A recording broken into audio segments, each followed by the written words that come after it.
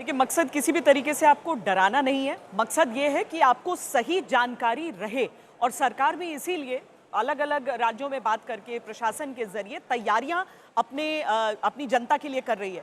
लेकिन जनरल कुलकर्णी, कितने चांसेस, किस परिस्थिति में युद्ध हो सकता है? एक अगर हम एक कन्वेंशनल वॉरफेयर की बात करें, क्योंकि ये जो तैयारियां हो रही हैं, चाहे पटना हो, चाहे लखनऊ हो, ये सब कहने के लिए सरहद से दूर हैं, लेकिन तैयारियां वहां हो रही हैं।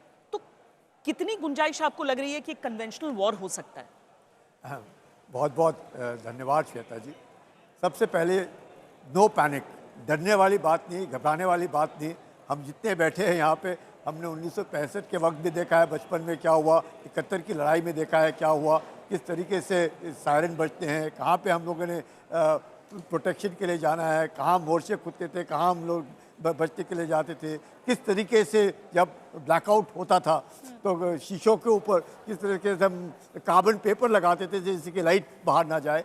ये उस वक्त जो होता था एयर रेड्स के लिए जिस प्रकार से सायरन बजते हैं, आजकल जैसे आपने पूछा कि आज की तारीख में क्या इस तरह संभव है? संभव है, हो सकता है, because what matters is preparation is the best form of defence.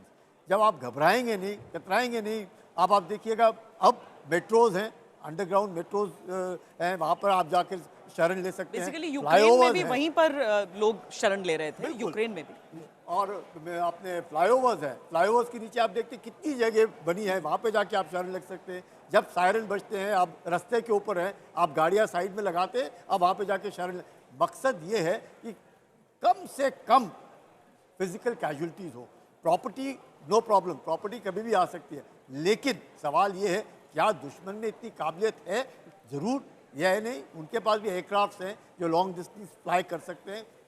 हाँ, कभी भी किसी वक्त भी दुश्मन को कमज़ोर नहीं समझना चाहिए, नंबर एक। हाँ। नंबर दो, जितना भी हम लोग करें तैयारी जो है, जब हम तैयारी करते हैं, practice makes the man perfect. जब आप सायरन सुनेंगे आप घबराएंगे नहीं, डरेंगे नहीं कि ये क्या हो गया करके अचानक, ये इट इज नॉट अ भूचाल कि भूचाल अचानक आ गया भाग। अब सायरन बजेंगे, आपको मालूम है हाई राइज बिल्डिंग्स हैं, हर एक हाई राइज बिल्डिंग में सायरन होता है क्योंकि आग लग गई तो कैसे बाहर निकला। तो ये जो तैयारियां हैं, ये तैयारियां इसलिए की जाती हैं कि खुदा ना खास्ता, जैसे आपने ठीक कहा श्वेता जी, खुदा ना खास्ता अगर इस तरह की नौबत आए तो हम लोग तैयार हैं, इसलिए किया। सर, पर जो एयर डिफेंस सिस्टम हमारा इस समय भारत का एयर डिफेंस सिस्टम कैसा है? क्योंकि जब हम उन एयर रेड्स की बात करते हैं तो हम ये भी तो अकाउंट में लेंगे ना कि हमारे पास वो कौन से हथियार हैं जो रोकेंगे उस तरह के हमलों को।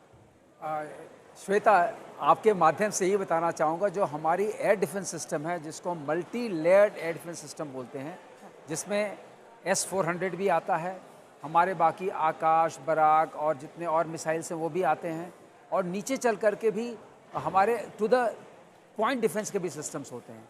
तो it is a multi layer defence system जिसका अपना एक तंत्र है और उसके डायरेक्शन सेंटर्स भी होते हैं कि आप उसको सेंस कैसे करेंगे, सेंस करने के बाद क्या रिएक्ट करेंगे, कौन से लेयर में रिएक्ट होगा। मोस्टली जितने भी एयरक्राफ्ट आते हैं, अगर एयरक्राफ्ट की रेड हो रही है तो हम उसको इंगेज करना चाहेंगे अप्रोचिंग मोड में। रिसीडिंग मोड की ज़रूरत नहीं पड़ती है, बिकॉज देयर इज ए, आप ऐसा समझिए जैसे कोई ग्रिड है। हाँ। और हर ग्रिड में एक एक जो इंच बाय इंच आप इमेजिन करिए, the volume is fully covered. हाँ। तो ये पहली बात जनता को पता चलना चाहिए कि आपका एयर डिफेंस नेटवर्क जो मल्टी लेयर्ड है, पूरे ग्रिड को, पूरे स्पेस को कंट्रोल करता है, और हमारे पास सक्षम वेपन सिस्टम्स हैं जो इंगेज कर सकते हैं, जो ग्राउंड टू एयर अटैक करके उनको इंगेज कर सकते हैं। मैंने एयरक्राफ्ट की बात नहीं की। फिर एयर डिफेंस एयरक्राफ्ट भी हैं जो आने वाले अटैक को इंगेज करते हैं और उनके साथ मुकाबला करते हैं। आपकी पेट्रोल्स भी होती हैं, जो कॉम्बैट एयर पेट्रोल्स होती हैं, वो भी रोकती हैं।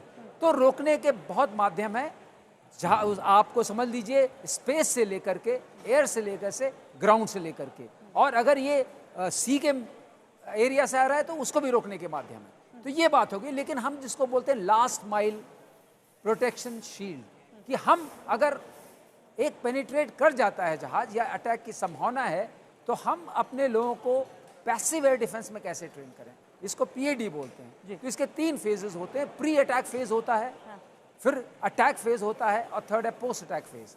इन सायरन से आप पहचानते हैं।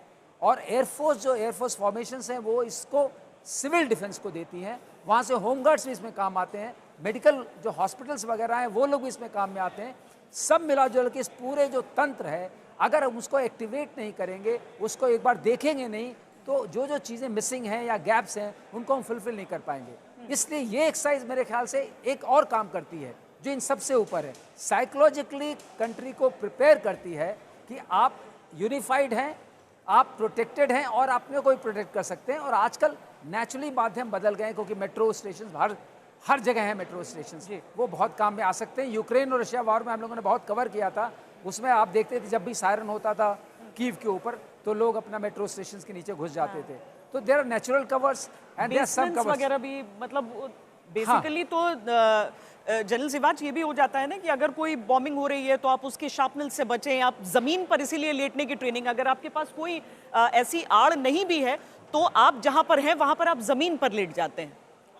बिल्कुल, देखो श्वेता, एक चीज देखनी पड़ेगी कि एक तो ये सच्चाई है कि डरना नहीं है, घबराना नहीं है, प्रैक्टिस करना, practice makes a man perfect. अगर आप अपने लोगों को समझाएंगे, बताएंगे कि भाई ये ऐसा हो सकता है, तो वो तैयार रहेंगे। अगर ऐसा होता है तो उसके लिए प्रिपेयर्ड है और कोई भी हमारी कैजुअलिटी नहीं होगी। ये सच्चाई है जो एयर मार्शल साहब बता रहे थे। हमारा एयर डिफेंस सिस्टम बहुत पुख्ता है और मल्टी लेयर्ड है। चांसेस दुश्मन के डिफेंस या आप उनके मिसाइल या एयरक्राफ्ट के आके अटैक करना बहुत चांसेस कम है। मगर भारत की गवर्नमेंट ने 244 जो डिस्ट्रिक्ट हैं जो उन्होंने सोचा है कि नज़दीक हैं बॉर्डर के, उनको तैयारी करने के लिए आदेश दिए और बहुत अच्छी बात है। और हम 1965 और 1971 की लड़ाई के अंदर जब हम फौज में नहीं थे, मगर हम देख चुके हैं और कैसे हमको कार्रवाई करनी चाहिए।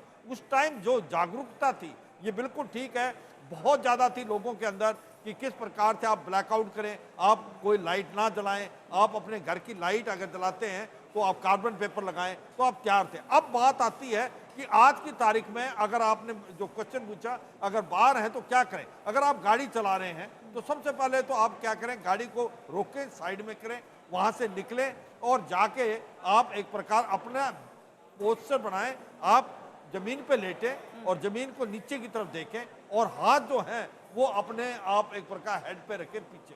ये एक बहुत ही पुख्ता है। दूसरी बात हमें समझनी पड़ेगी, हम कहीं ना कहीं इजराइल की बात करते हैं, कहीं ना कहीं हम यूक्रेन की बात करते हैं, वहाँ पर बंकर बनाए हुए हैं।